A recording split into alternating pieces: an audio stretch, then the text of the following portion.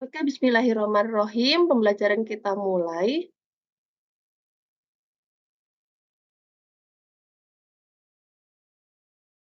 Pertama, kita akan mempelajari mengenai TB di mata kuliah zoonosis.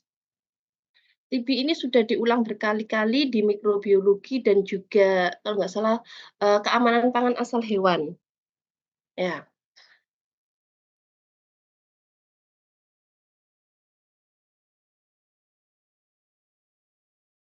Oke. Ya. Ada beberapa spesies dari Mycobacterium yang menyebabkan penyakit TBC atau bisa disingkat dengan TB. Bisa itu Mycobacterium bovis, bisa Mycobacterium caprae, bisa Mycobacterium tuberculosis. Lah, host primernya berbeda-beda, tapi ketiga spesies ini bisa menyebabkan tuberkulosis pada manusia ataupun hewan. Ya, banyak spesies Mycobacterium lainnya yang juga bersifat zoonosis tapi tidak menyebabkan TB. Seperti Mycobacterium leprae menyebabkan penyakit, lepra ya, lepra.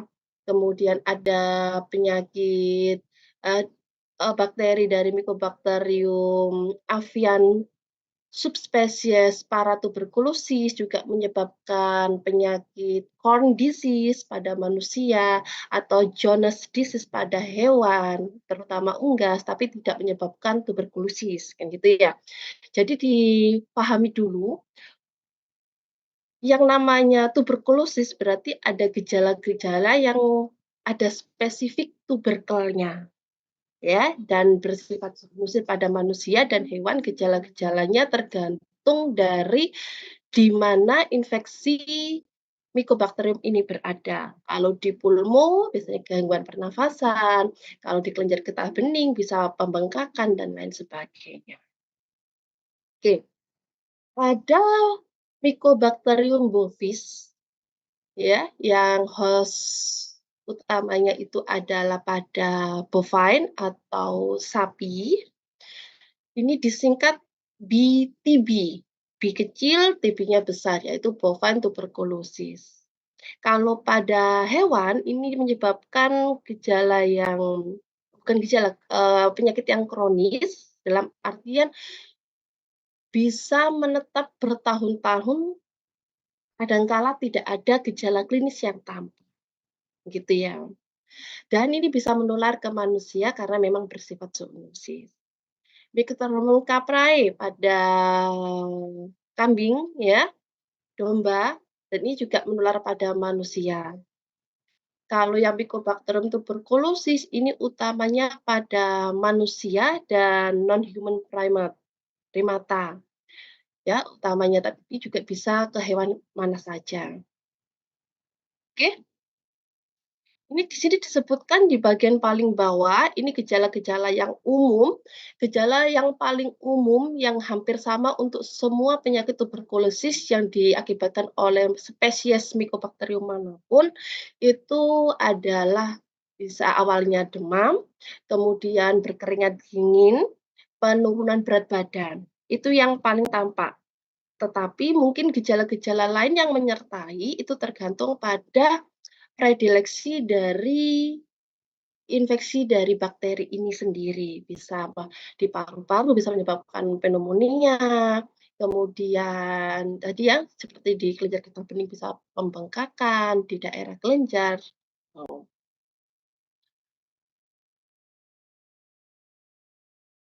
oke, ini bisa dilihat ya, ini ternyata selain avium, bovis, lapre juga ada yang, bersifat zoonosis juga yaitu africanum, ya.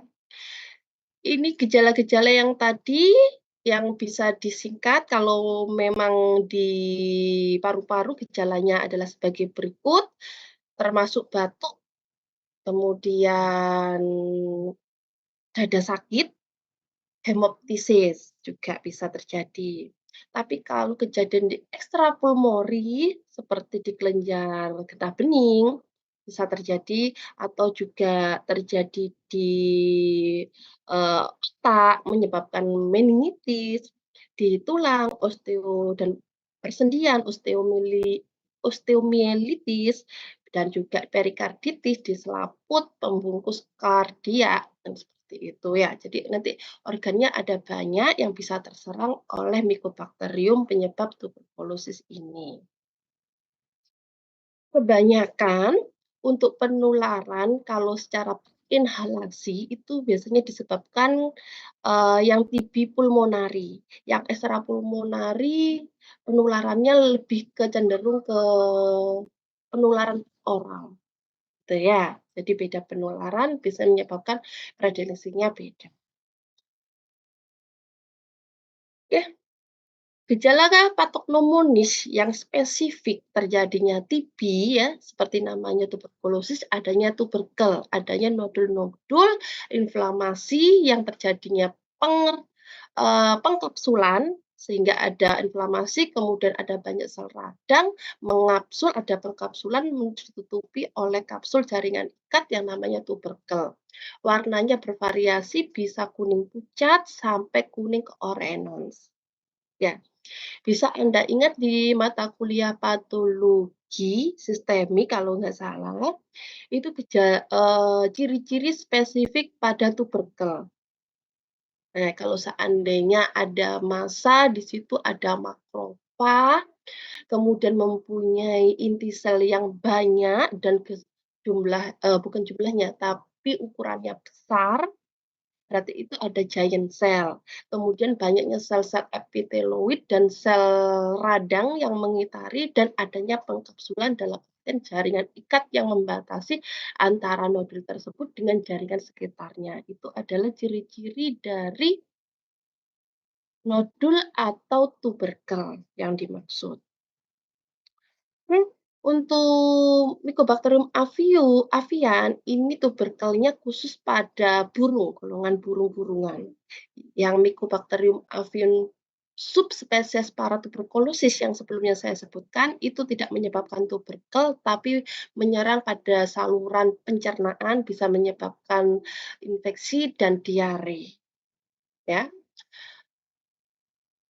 Sering pada mamalia, ini dapat menyebabkan, kejadian, limfadenitis, ya, atau juga menyebabkan, reaksi tuberkulin nanti kalau dites. Jadi pada manusia juga termasuk ya, mamalia juga.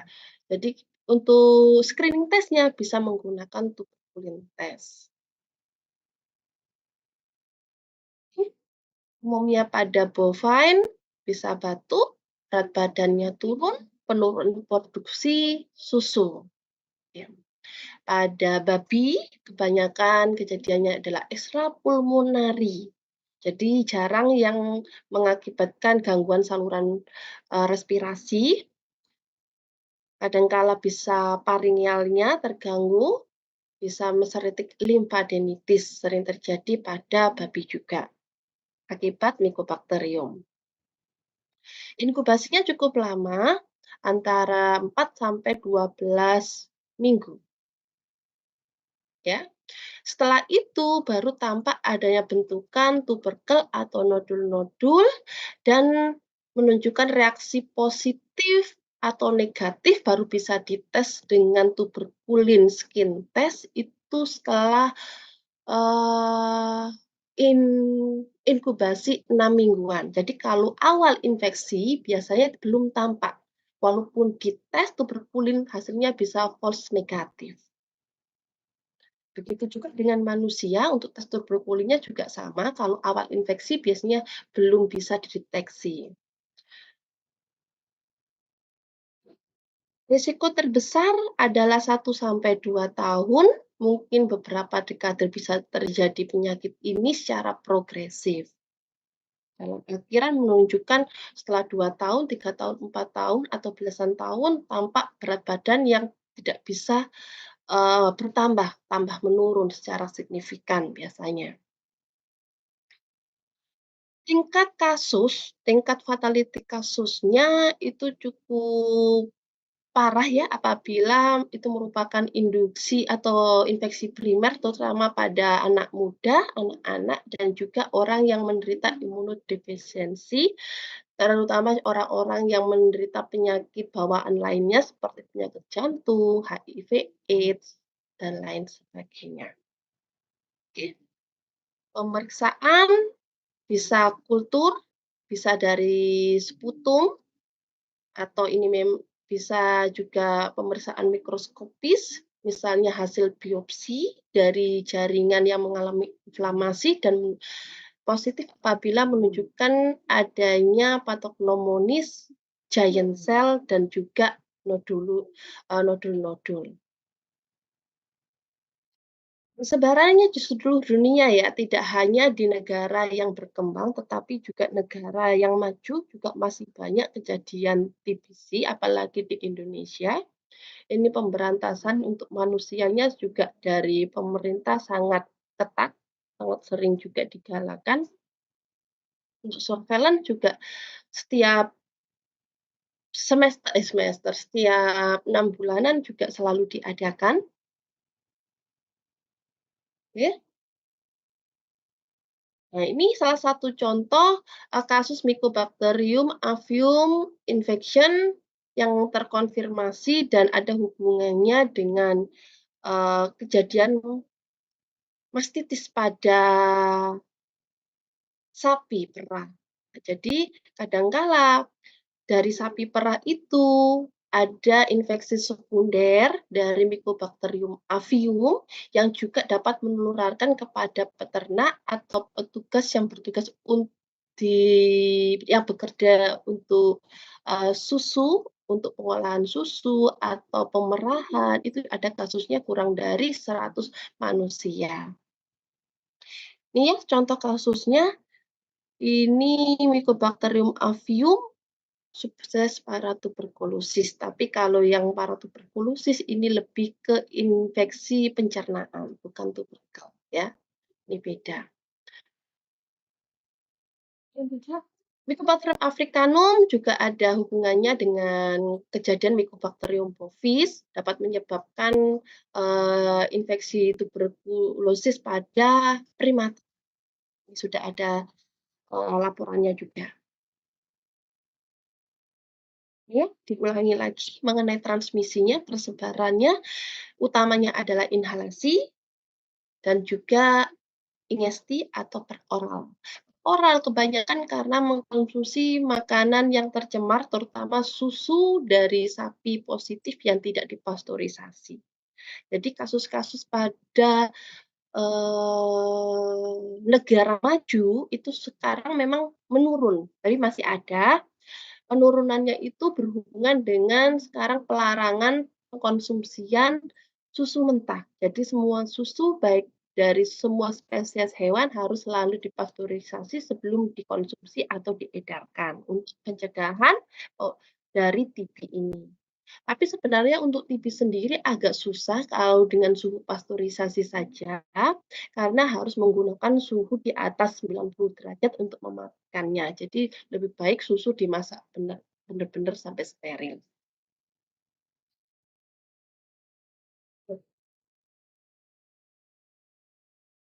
Oke, pembawa rata-rata mamalia ya, baik itu hewan maupun manusia itu sebagai pembawa. Tapi kalau burung itu kejadian dan juga sudah teridentifikasi positif itu hanya pada burung parrot itu. Biasanya kayak burung beo ya? Oh, burung beo. Anjing primata saya terinfeksi dan juga menularkan kepada manusia. Kadangkala kalau untuk tuberkulosis penularan dari hewan seperti sapi, kemudian kambing kepada manusia itu jarang terjadi walaupun bisa. Tetapi penularan dari manusia satu kepada manusia yang lain itu sering terjadi dan itu yang paling umum menyebabkan penularan dan menyebabkan, negara kita endemis. Bagaimana cara menghindarinya? Bagaimana pencegahannya? Oke, pencegahannya ya benar-benar kita amankan kalau memang kita batuk, kita waspadai, jangan sampai kita menularkan kepada orang lain walaupun kita belum tentu positif TBC ya, tetapi paling tidak kita menjaga jarak. Kalau memang merasa tangan terkontaminasi karena langsung berhubungan atau kontak langsung dengan orang yang suspek, kita paling tidak membersihkan tangan kita, membersihkan pakaian kita sebelum kontak kepada orang lain. Untuk pengobatannya cukup lama, bisa 6 sampai 9 bulan pengobatan menggunakan antibiotik karena ini adalah bakteri, jadi drug of choice-nya itu adalah antibiotik, bisa dari berbagai, golongan, tapi yang paling sering itu adalah dari generik atau dari merek Rifampicin, Isoniazid, tapi sayangnya pengobatan menggunakan Rifampicin dan Isoniazid sekarang sudah terbukti, kebanyakan resisten. Nah, nanti kita bahas lagi di materi resistensi ya. Ada lagi, drug of choice lainnya itu pyrazinamide, ethambutol, dihidrostreptomycin, dan lain sebagainya. Mirip ya pengobatan manusia dan juga hewan, sama. Transisinya bagaimana? Bisa sembuh? Bisa sembuh memang karena, ada obat-obatan yaitu antibiotik yang bisa mengobati, tapi harus digunakan dengan baik. Proper terapinya. Jadi selama 6 sampai 9 bulan harus terus-menerus, tidak boleh terputus. Terputus sehari saja kita ulang mulai awal, ya, dihitung dari nol lagi, gitu ya. Dan Mycobacterium bovis itu memang sensitif terhadap antibiotik-antibiotik atau drug obat-obatan untuk Mycobacterium. Sedangkan untuk Mycobacterium avium itu lebih banyak obat-obatan dalam artian antibiotik yang resisten itu lebih banyak di Mycobacterium avium daripada Mycobacterium bovis. Ini beberapa cara juga yang bisa dilakukan untuk mengurangi kasus TB baik pada manusia ataupun pada hewan. Ya. Kalau pada hewan, itu bisa dilakukan screening test, paling gampang, menggunakan skin test tuberkulin, juga pada manusia juga seperti itu. Kemudian pada manusia bisa menggunakan vaksin sejak dini, biasanya, bayi ya di umur 6 bulan atau kurang itu bisa diimunisasi menggunakan BCG, Basil Calmine Guerin ya. Yang paling penting pasteurisasi susu dan juga masak makanan dengan baik. Kemudian kalau memang ada ternak yang positif setelah tes tuberkulin itu menyatakan hasilnya positif, harus dilakukan penyembelihan ya. Kalau untuk poultry atau untuk unggas dilakukan depopulasi juga, pemberantasan juga. Untuk manusia selain dilakukan tuberkulin bisa dilakukan X-ray, radiologi untuk melihat apakah ada perubahan dari paru-paru, bisa dilihat radio atau tidaknya. Ya, kalau tuberkulin skin test itu pada bagian dermis ya. Diingat ya nanti injeksinya harus di dermis bukan subkutan ataupun mukosa. Jadi intradermal. Oke, setelah disuntik secara intradermal bisa dilihat ketebalan atau adanya pembengkakan setelah 3 hari pos injeksi tersebut. Nah, adanya reaksi positif kalau memang ada ukuran pembengkakan misalnya 10 milimeter dari ukuran lebih besar dari ukuran normal. Ini sekarang kita akan melihat video bagaimana dokter hewan melakukan, screening TB pada sapi, yaitu menggunakan 2 perbandingan. Ini reaksi kulitnya ya kan kelihatan ya ada bengkak nomor 4, nomor 1, nomor 2, sedangkan nomor 3 tidak gitu ya. Nanti di perbandingan ini pada video yang akan saya tampilkan ini ada 2 tempat penyuntikan, yaitu setelah di bulu bulu atau rambut dari sapinya cukur, kemudian disuntik, menggunakan cairan anti tuberkulin itu, misalnya bovine tuberkulin, protein dari bovine tuberkulin, dibandingkan dengan yang disuntik dengan protein dari Mycobacterium avian. Tolong disimak lebih jauh videonya.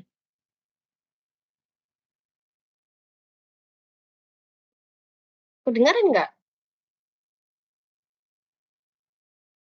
Suaranya nggak ada dok, tapi videonya Sekarang sudah ada? belum ada dokter. Oke.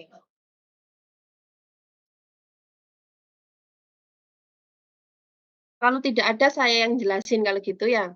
Jadi ini ada 2 cara, skin test dan dan tes darah. Sekarang skin test terlebih dahulu.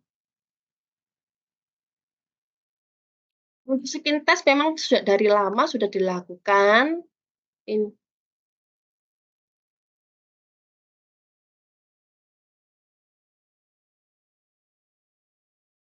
nah ini ya injeksi, bisa di bagian yang sudah dipotong bulunya. Ini bovine tuberkulin, protein disuntik yang pertama, dan yang sekarang sebagai pembanding yaitu protein dari Mycobacterium avium.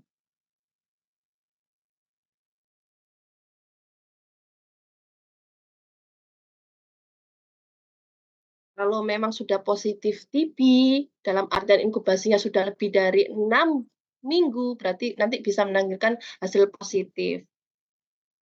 Sensitivitasnya kurang lebih 80%. Setelah 3 hari pas penyuntikan, bisa dilihat adanya pembengkakan atau tidak. Nah, berbeda dengan manusia kan kelihatan, tapi kalau kulit hewan kan agak tebal, jadi ditarik, dilihat ketebalannya, kiri dan kanannya, dengan menggunakan jangka sorong. Kalau positif, antara pembanding yang positif yang dites dengan Mycobacterium bovine itu ukurannya 4 sentimeter lebih tebal daripada yang disuntik dengan protein Mycobacterium avium. Itu berarti hasilnya positif.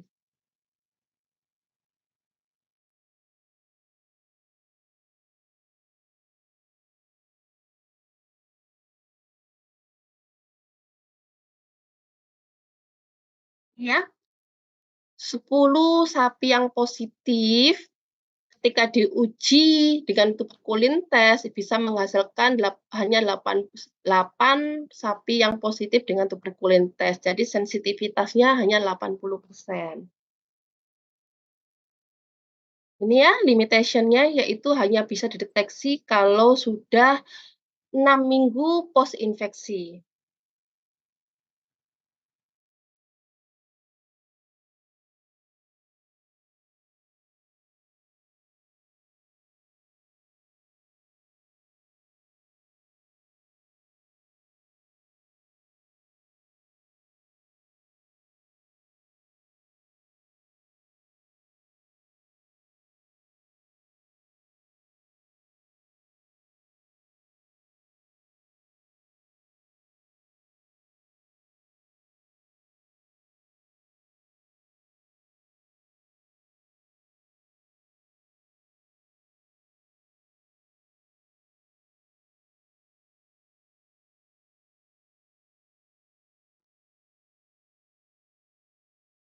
Dan tes darah untuk deteksi gamma interferon dari TB.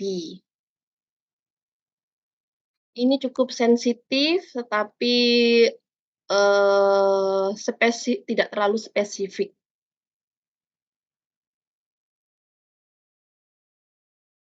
Bisa mendeteksi 9 dari 10 sapi yang positif.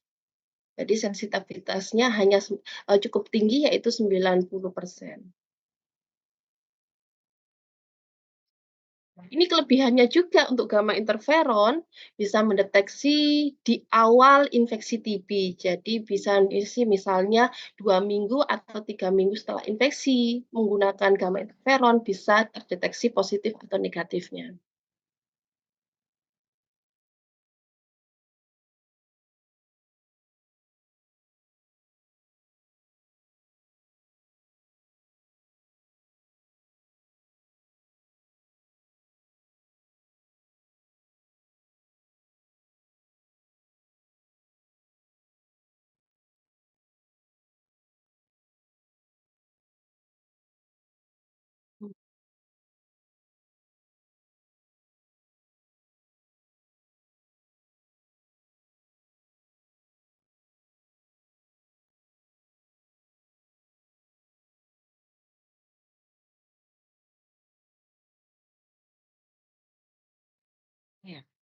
Ada pertanyaan untuk TB? Ada diskusi?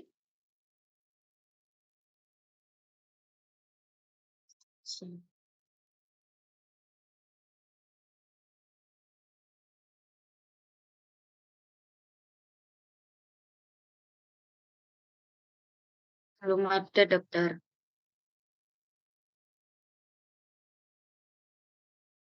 Oke, kalau begitu semoga bisa lanjut ya. Kalau begitu saya lanjutkan ke topik yang kedua, yaitu mengenai EMR. EMR, EMR, oke.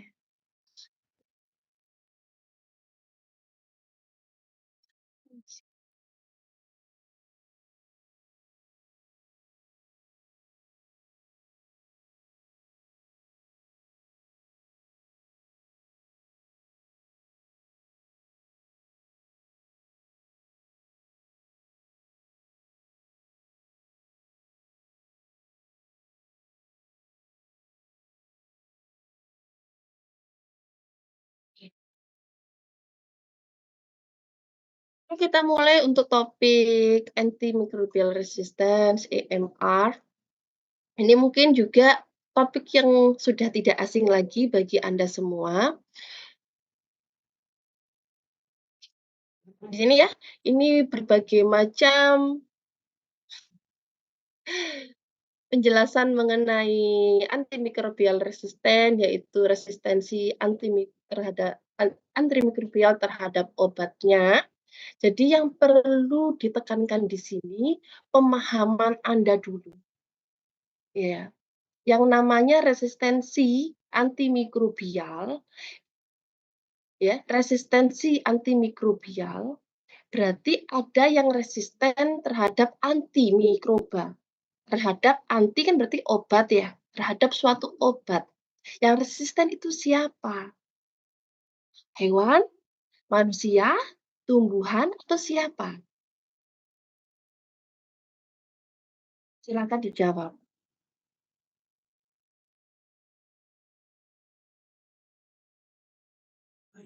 Obat. Hah? Mikroba. Kalau yang Anda jawab itu adalah yang resisten itu mikroba, Dok. Mikroba itu mikroba apa?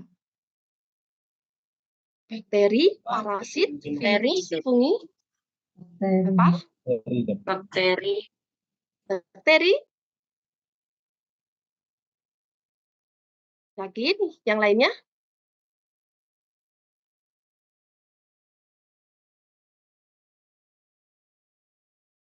Saya ulangi ya pertanyaan saya, tolong dipahami dulu sebelum kita masuk ke mana-mana.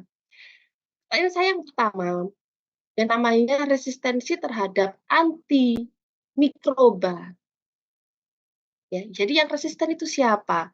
Manusia, kemudian hewan, tumbuhan. Ternyata ada teman Anda yang jawab, yang resisten itu adalah mikroba. Lah mikroba yang mana? Saya tanya. Ada teman Anda yang menjawab bakteri. Benar?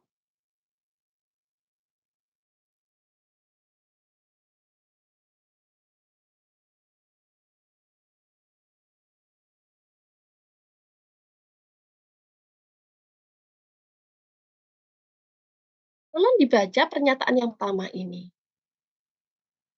Ya, antimikrobial resisten atau resistensi terhadap antimikrobial menjadi suatu yang bermasalah dan perlu penanganan, perlu treatment, kemudian dan jumlahnya setiap tahunnya itu meningkat disebabkan disebabkan ya yang diakibatkan oleh bakteri, parasit, virus, fungi. Jadi mikroba yang Anda jawab tadi sudah benar, tapi mikroba apa? Bukan hanya bakteri. Jadi kalau Anda fokus pada, oh yang namanya AMR itu, yang resisten itu adalah mikroba. Mikroba apa saja? Mikroba itu ada banyak, bukan hanya bakteri.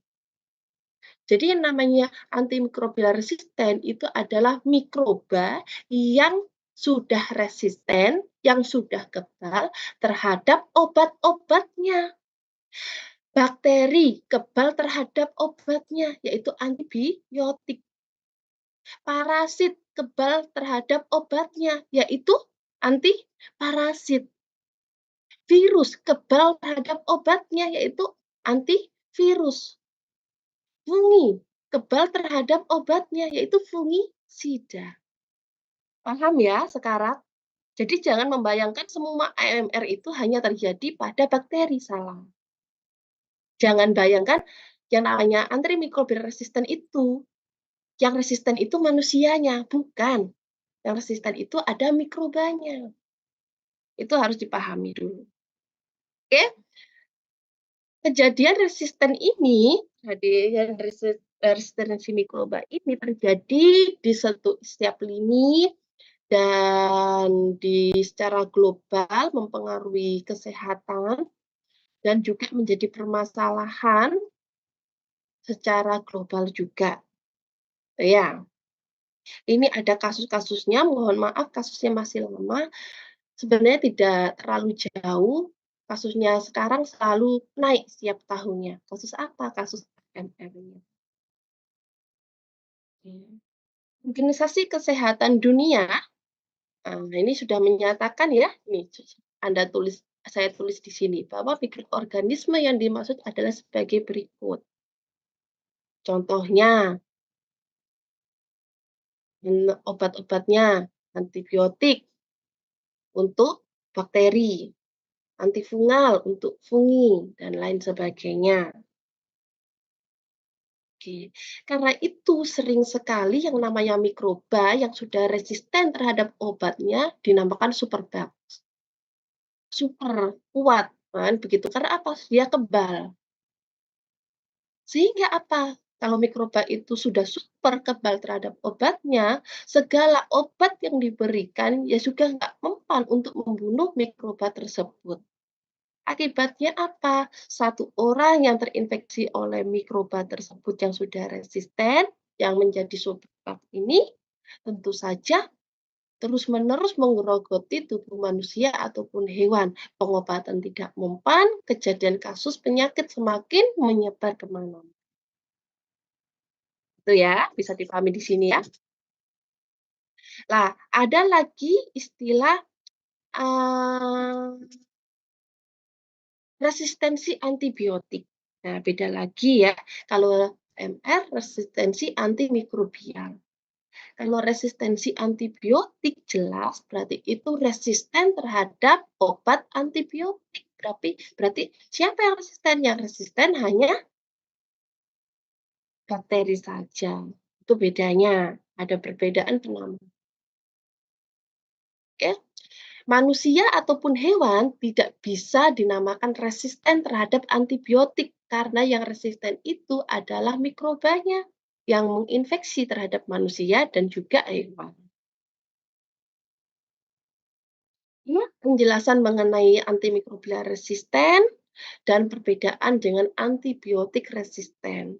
Antibiotik resisten berarti hanya bakteri saja yang resisten terhadap antibiotik khusus. Tapi kalau antimikrobial resisten, berarti semua mikroba bisa resisten terhadap obatnya masing-masing. Ada berbagai macam cara ya, bagaimana antibiotik itu bisa resisten. Ini khusus antibiotik dulu ya. Untuk obat-obatan lainnya antifungi, antiviral hampir mirip.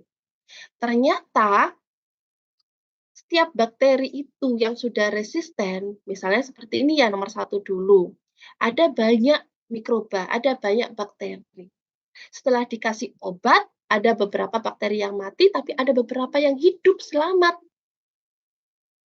Bakteri yang hidup dan selamat ini ya adalah bakteri yang resisten terhadap obatnya. Kemudian bakteri yang hidup dan selamat ini bisa menularkan gen resistensinya kepada bakteri lain. Kepada bakteri apa? Apakah bakteri dengan spesies yang harus sama? Tidak. Bisa menularkan ke bakteri yang spesiesnya sama atau bisa menularkan ke bakteri yang spesiesnya berbeda atau genusnya berbeda. Gitu kan. Jadi penularannya bagaimana? Bisa secara langsung. Penularan apa? Penularan resistensinya, penularan gennya. pada bakteri-bakteri lain.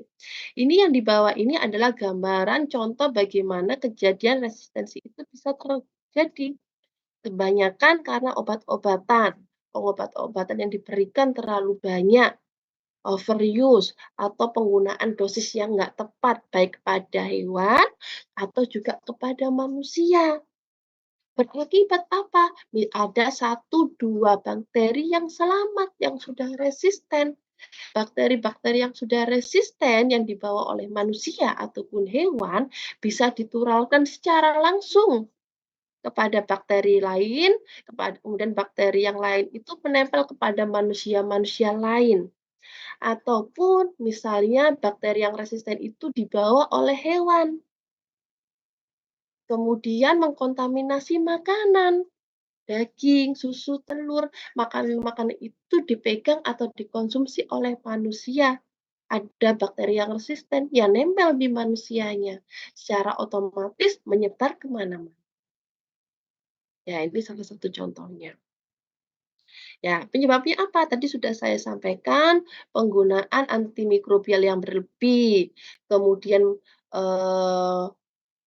resistensi didapatkan secara natural, didapatkan secara alami, dan akibat penggunaan yang tidak benar. Biasanya pemberian obat self medication, memberikan obat sendiri untuk tubuhnya. Dia bukan dokter hewan, dia bukan dokter manusia, ya, tapi dia berani memberikan pengobatan kepada keluarganya atau dirinya sendiri sehingga mengakibatkan misalnya dosisnya tidak tepat atau pemberian obatnya dalam jangka waktu yang terlalu panjang atau terlalu pendek, tidak tepat sasaran.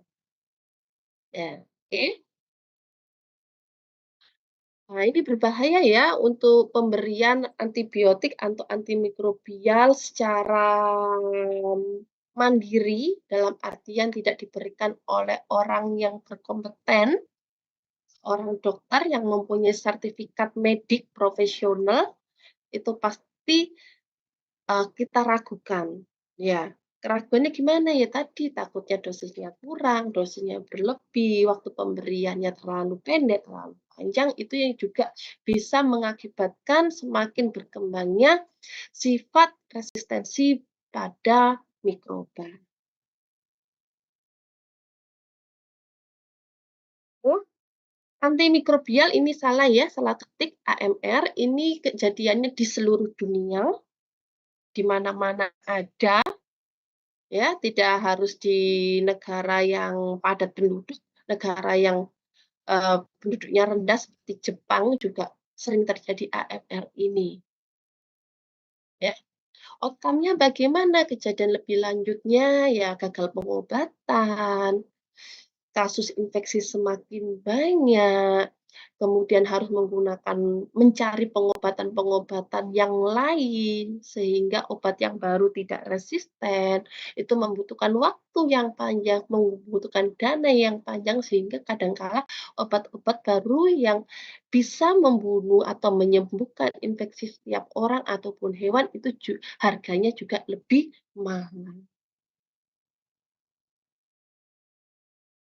Ya, kasus resistensi pada hewan, cattle, kemudian pada unggas yang dapat dan dari pangan asal hewan yang dapat menularkan kepada manusia, efeknya ini bisa dilihat.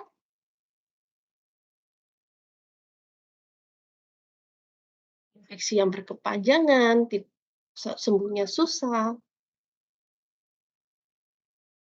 Ini yang tadi saya nyatakan bahwa ada gen yang dapat gen resisten kami menyebutnya yang dapat ditularkan dari satu bakteri ke bakteri lainnya.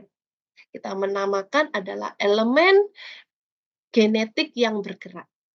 Elemen genetik yang bergerak ini antara lain adalah elemen DNA yang bisa dibawa dari satu bakteri dan ditularkan ke bakteri lainnya, yaitu komponen satu, yaitu plasmid. Ya, yaitu merupakan DNA yang ada pada bakteri yang bentuknya bulat yang dapat dipindahkan dan diambil dari bakteri, misalnya untuk pembuatan vaksin. Itu seringkali menggunakan plasmid. Kemudian elemen genetik yang bisa bergerak juga adalah transposones. Itu unit yang lebih kecil ya, potong-potongan kecil DNA yang bisa diubah dan bisa mengubah DNA gen baru secara keseluruhan. Dan yang terakhir, yang ketiga adalah elemen genetik mobile yang ketiga adalah phages. Seperti Anda ketahui kan Anda biasanya pernah mendengar mungkin ya, bakteriofag. Ya, itu kan tulisannya bacteriophages. Nah, itu sama ya. Ini berarti adalah virus ya, virus yang bisa membawa gen dari bakteri dan menularkan ke bakteri lainnya. Bagaimana kerja dari elemen genetik yang bisa bergerak ini, penularan dari gen yang bisa gen resisten ke bakteri lainnya bisa melalui 3 cara, yaitu transduksi, konjugasi, dan transformasi. Transduksi ini dibawa oleh virus atau phages. Jadi ada virus nempel di bakteri yang punya gen resisten, kemudian gen resistennya dibawa oleh phages ini, phagesnya nempel ke bakteri lainnya yang belum mempunyai gen resistensi. Nah, di situ gen resistensi bercampur dengan gen DNA lainnya dan mengakibatkan bakteri yang seharusnya tidak resisten menjadi resisten. Cara yang kedua, konjugasi. Bakteri yang mempunyai gen resisten langsung nempel ke bakteri yang tidak punya, jadi menularkan secara otomatis, ya secara langsung. Atau cara yang ketiga adalah transformasi. Bakteri yang mempunyai gen resisten mengeluarkan gen resistennya walaupun jaraknya tidak terlalu dekat dan gen resisten itu bisa menempel ke bakteri lainnya yang sebenarnya belum punya gen resisten. Gampang ya cara pergerakan dari elemen genetik yang membawa gen resisten tersebut. Oke. Bagaimana sih setiap bakteri itu bisa menjadi resisten? Ya, kalau seandainya bakteri itu tidak ditularkan, tidak menularkan. Nah, awalnya itu tidak resisten, tapi tiba-tiba menjadi resisten. Nah, kemungkinan besar bakteri itu melalui 5 tahapan. Tahapan yang pertama yaitu bakteri itu bisa menghindari obatnya, ya. Dia bisa menghindari atau bisa memodifikasi tubuhnya sendiri untuk menghindari obatnya. Yang kedua, bakteri itu bisa menghancurkan antibiotik atau obatnya dengan menggunakan atau memproduksi enzim tertentu. Misalnya yang paling umum adalah pada gram negatif menghasilkan enzim karbapenase, yaitu berfungsi untuk menghancurkan antibiotik golongan karbapenal. Ya, kemudian yang ketiga yaitu bisa melalui membatasi akses dengan merubah jalan masuk dari obat. Contohnya apa? Di bakteri itu kan biasanya ada membran, atau bakteri gram negatif umumnya ada membran. Membran itu bisa dimodifikasi sehingga membran itu tidak bisa atau mencegah masuknya, mencegah reseptor yang seharusnya melekat dengan obat yang masuk itu hilang atau merubah bentuk kuncinya. Sehingga obat itu tidak bisa melekat pada membran dan tidak bisa masuk ke dalam bakteri ini. Ya. Yang keempat yaitu dengan cara menyingkirkan antibiotik atau obatnya dengan menggunakan pompa yang ada di dinding selnya. Ada beberapa bakteri yang bisa menggunakan pompa di dindingnya dan menghilangkan otomatis obat yang sudah masuk.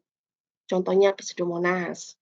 Yang kelima adalah merubah target dari antibiotik. Jadi nggak bisa nempel. Oke, ya ada 5 mekanisme bagaimana suatu organisme atau suatu bakteri bisa menjadi resisten. Bisa dilihat ini ya, resistensi bakteri-bakteri, bisa resisten terhadap, beta-lactam, bisa juga resisten terhadap bak antibiotik golongan non-beta-lactam, resistensi virus, contohnya juga sering terjadi, contohnya paling umum adalah resistensi dari virus avian influenza terhadap obatnya, resistensi Plasmodium terhadap obatnya. Nah, ini juga masing-masing dicontohkan ya, ada beberapa resisten yang sudah terjadi dan yang sering dilaporkan yaitu pada Klebsiella pneumoniae. Ya, ini bisa mengganggu atau menginfeksi saluran pencernaan. Ya, contohnya resistensi terhadap bakteri ini terhadap karbapenem. Nah, bisa memproduksi karbapenase, yaitu enzim yang bisa merombak karbapenem antibiotik. Kemudian ada juga resistensi E. coli ya terhadap antibiotik golongan fluoroquinolone, padahal fluoroquinolone itu adalah drug of choice dari infeksi saluran kemih. Jadi ternyata sudah resisten E. coli-nya, jadi untuk pengobatan infeksi saluran kemih yang diakibatkan oleh E. coli cukup susah.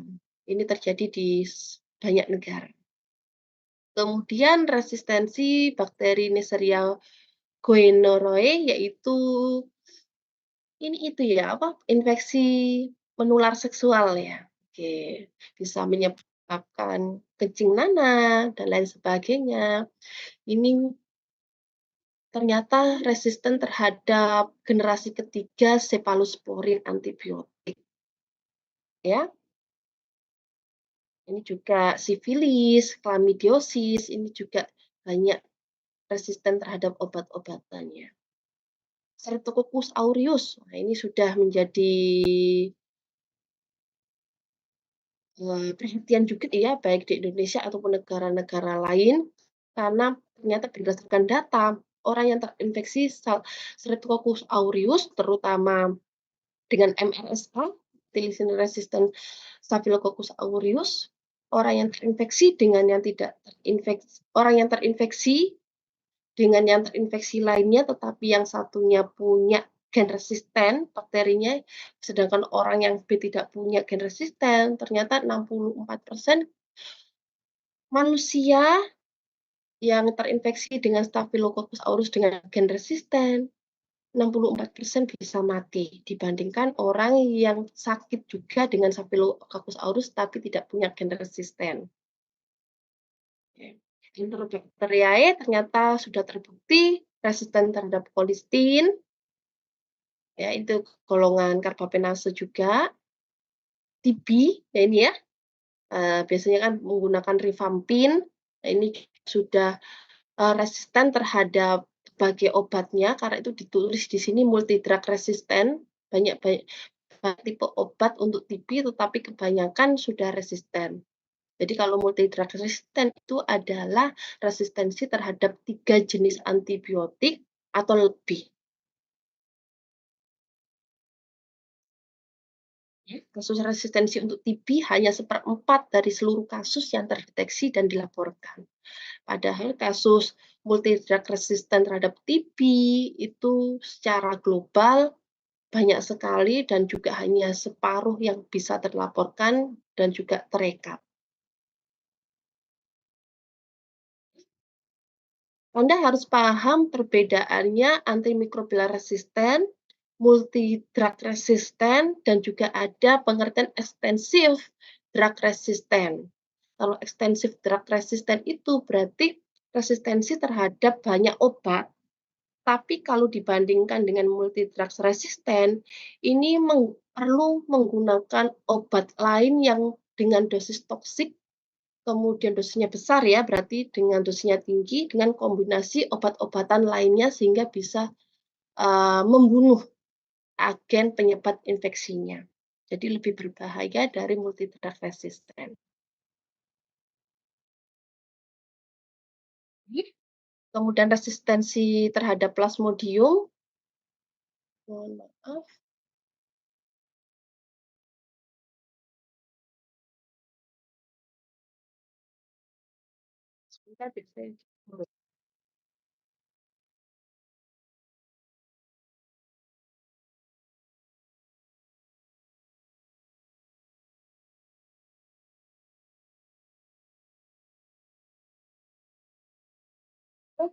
Saya lanjut ke resistensi terhadap Plasmodium penyebab malaria.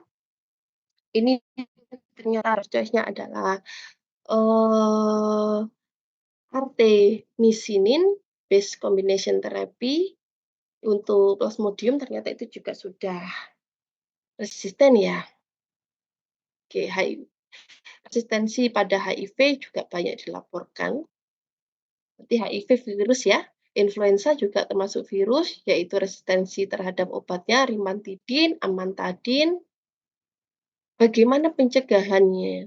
Pencegahannya berarti manusia, ya kalau hewan kan nggak bisa minum obatnya sendiri, pasti manusia yang mengontrol.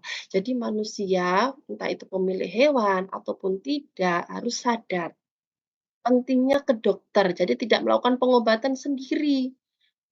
Tidak jadi mantri sendiri, pentingnya ke dokter. Entah itu dokter manusia, dokter umum, dokter spesialis, atau untuk hewan, dokter hewan.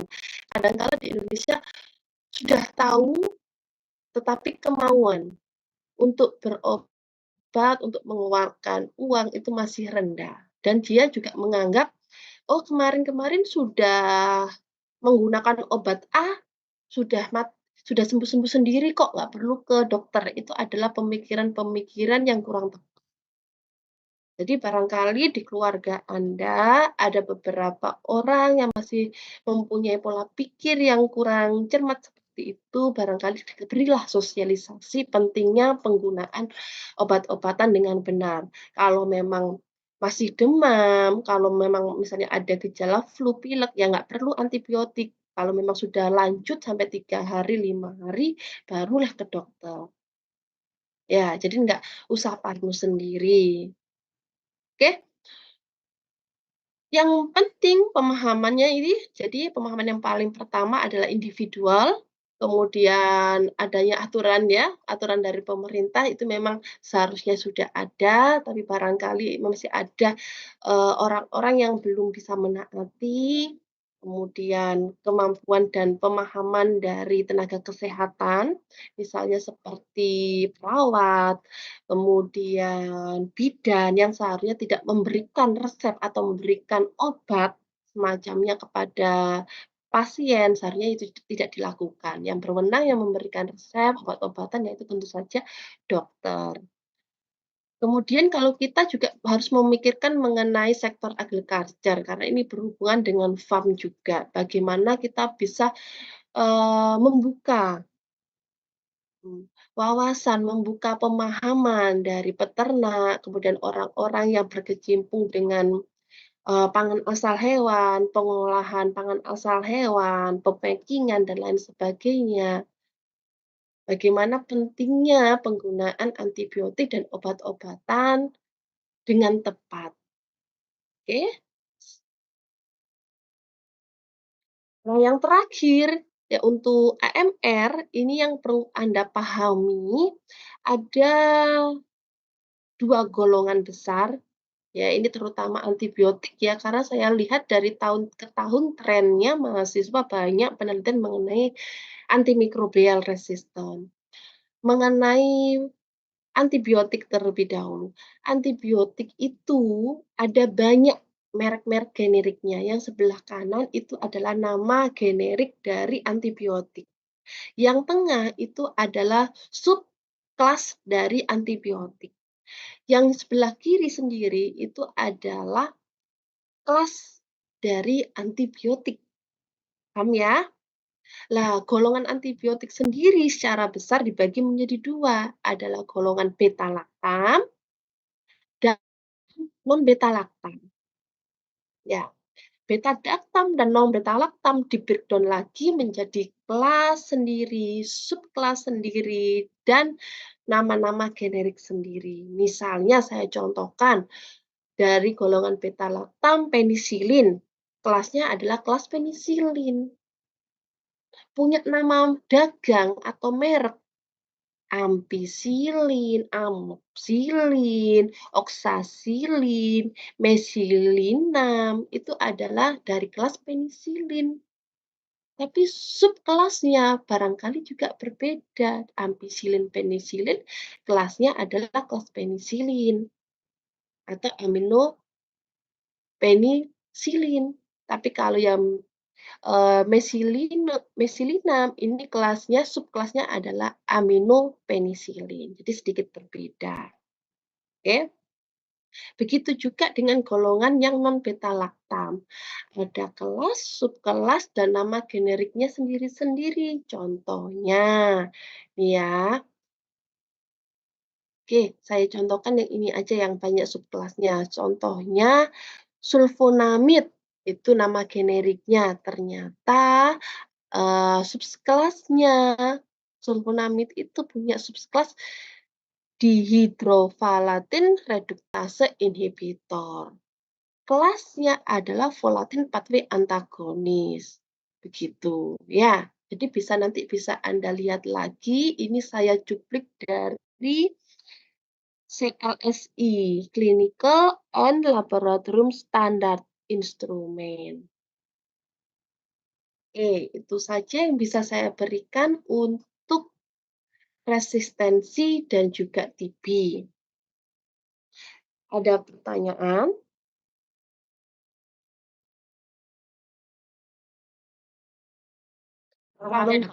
Kalau gitu saya tanya, Gulam, ada mahasiswa yang namanya Gulam tadi?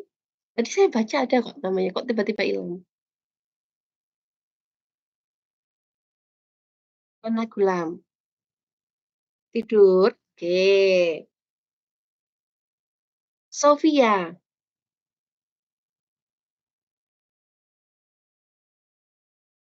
Iya, dokter. Oke.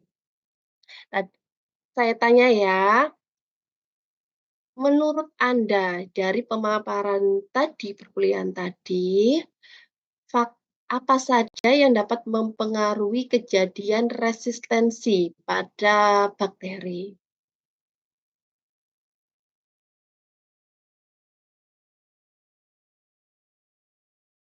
Ada apa, dokter? Pada bakteri.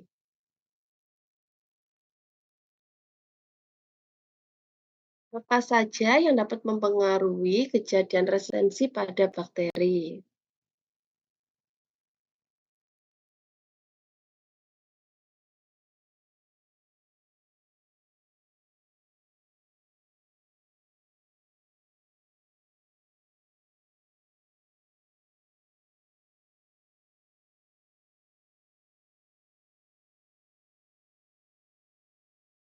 Ya, karena kalau Anda nggak secara online kan gini ya, jadi saya itu sebenarnya ingin memberikan, tetapi takutnya juga tidak diterima dengan baik. Jadi saya nggak suka online sebenarnya.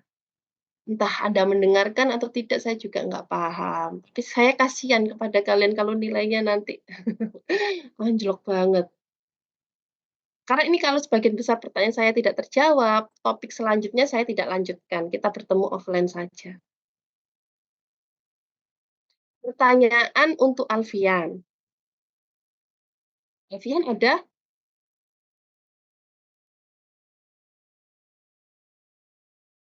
Ya, Dok. Oke, pertanyaan untuk Alfian. Sebutkan minimal 2 cara bagaimana bakteri bisa menjadi resisten terhadap obatnya.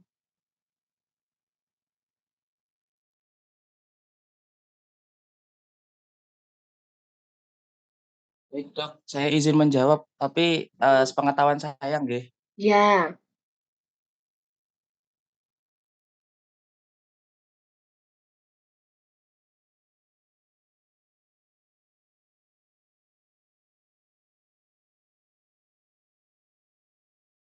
Eee, Menurut saya itu karena penggunaan antibiotik yang tidak tuntas. Artinya misalkan pemberian antibiotik itu selama seminggu, tetapi, si pasien itu hanya menerima antibiotik itu cuma 3 hari. Itu mhm, kemudian Kemudian karena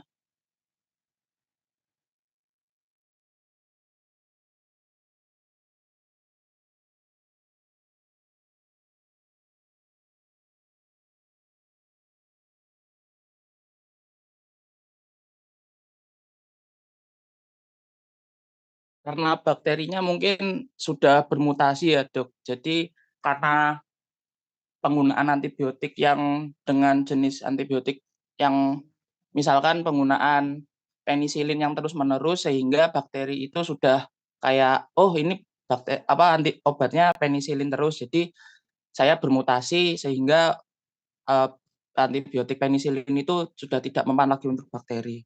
Mungkin begitu, Dok, Oke, saya. saya lanjut ya, masalah masih avian tadi ya. Masalah mutasi. Saya tadi sudah menjelaskan ada beberapa cara, mekanisme dari bakteri itu untuk resisten. Mekanisme resistensi dari bakteri adalah sebagai berikut, ada 5 cara. Yang saya minta Anda menyebutkan 2 cara.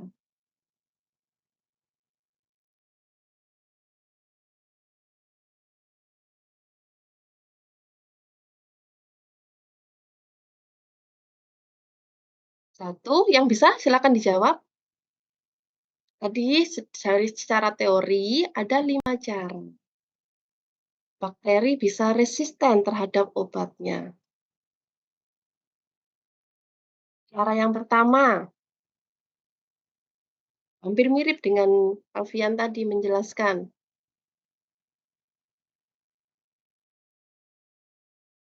Cara yang pertama, ayo siapa yang bisa?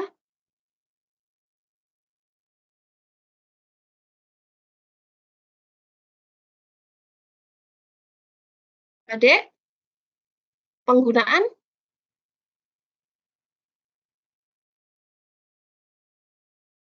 bukan mekanisme deh itu. Itu kalau pertanyaannya beda ya. Yang pertama memang saya sampaikan kepada teman kalian yang tidak bisa menjawab tadi, mengapa mikrobial itu bisa resisten, mungkin penggunaan obat-obatan yang berlebih, penggunaan yang overuse, kemudian adanya resistensi secara alami. Tapi kalau saya tanya mekanisme bakteri menjadi resisten itu mekanismenya bagaimana? Satu, bakteri mendevelop ya perubahan sehingga dia bisa menghindari target organnya.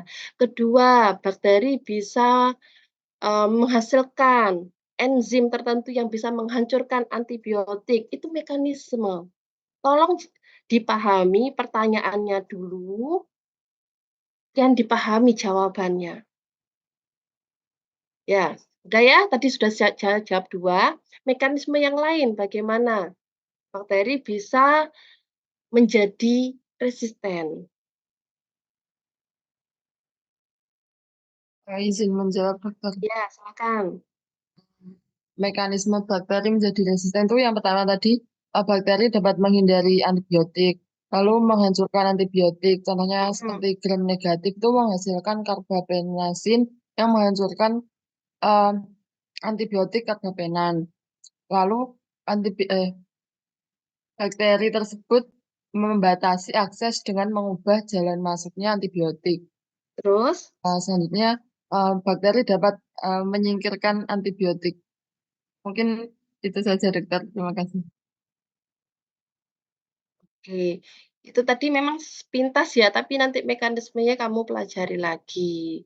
Kemudian pertanyaan yang ketiga, bagaimana bakteri yang resisten dapat menularkan gen resistennya kepada bakteri lain?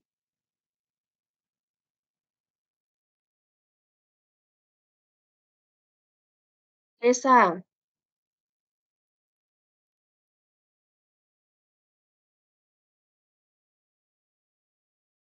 bisa? Oke, Dokter. Silakan dijawab bagaimana cara bakteri yang sudah resisten menularkan resistensinya kepada bakteri lain. Oke, baik dokter. Izin minta nambah waktu sebentar.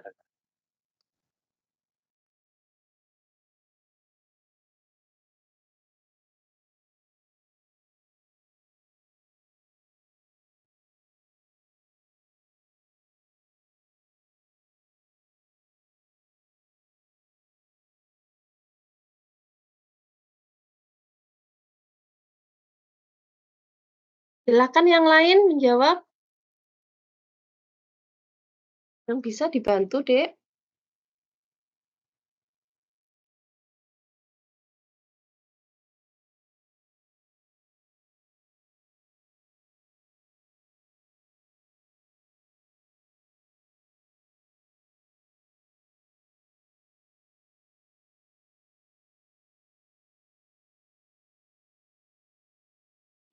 Zoonosis belum ada kuis ya? Ada belum? Saya lupa. Sebelum UTS dok. Sesudah UTS belum dok. Oh, setelah belum. Oke.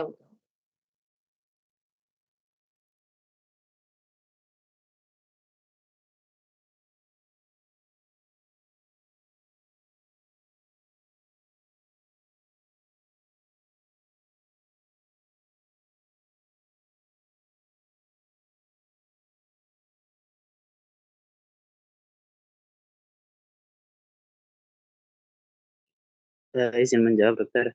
Iya. Menurut pemahaman saya, kan bakteri ini sudah resisten, tapi dia mampu kontak langsung terhadap genetik yang bergerak di DNA pada bakteri tersebut, dok. Jadi bakteri ini membawa plasmid, terus poson sama pasgen, dokter. Gitu. Jadi mampu memindahkan gen resistennya keluar tubuhnya dan menularkan kepada bakteri lain melalui 3 proses, yaitu pertama Plasmid, itu transposon, bendanya. Kalau proses itu benda yang bisa menularkannya, yang bisa membawa DNA resisten. prosesnya melalui Yang dibawa oleh virus, prosesnya transduksi. Yang langsung, berhubungan langsung, konjugasi. Kalau yang langsung dikeluarkan, kemudian materi geniknya otomatis berpindah, yaitu transformasi. Tolong nanti dibaca lagi. Gimana ini lanjut apa sudah?